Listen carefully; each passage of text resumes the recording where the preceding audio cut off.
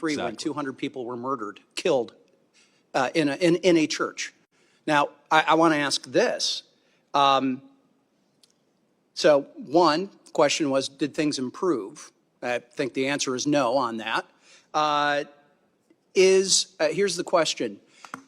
Proportionally, do we see Christians killing Muslims in Christian areas of Nigeria the way that we are seeing radicalized Islamists killing Christians in Muslim areas of Nigeria?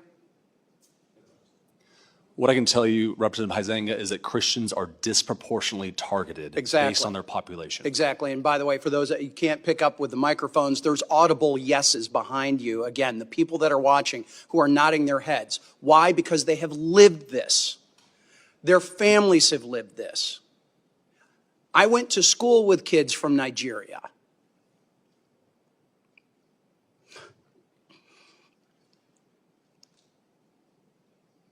I've got neighbors who've been missionaries there, who have family there, who have friends there, who know this is going on. Yet we've got not just the mass media, we got people within Congress denying that this is happening, or certainly de-emphasizing it.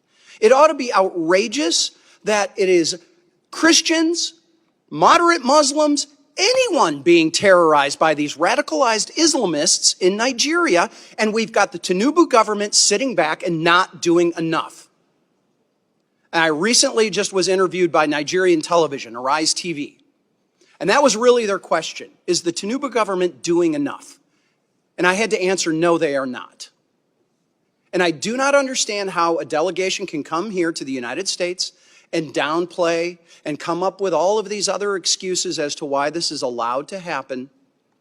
It should be rejected and should be called out for what it is.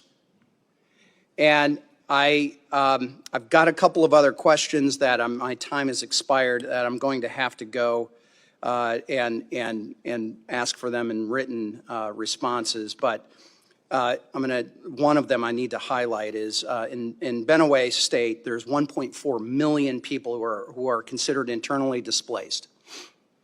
Understanding that the administration has supported refugee assistance in dozens of other countries since taking office, what humanitarian assistance support are you providing or plan to provide to the IDPs in Benue and Taraba states, where many of those Christian communities reside? And I'll have to take the answer in writing.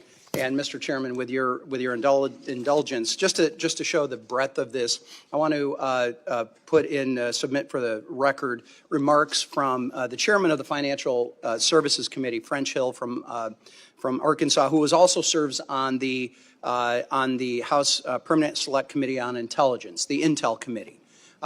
And I serve as vice chair of the Committee of Financial Services. This is where many of those sanctions originate and the enforcement. And I will say this, sanctions are only as good as your willingness to enforce them. And as the chairman has pointed out, there are ways to get out of those sanctions. And that's through correct your behavior. So with that, Mr. Chairman, I'd like to submit the letter. Thank you. And with that, I yield back. Chair,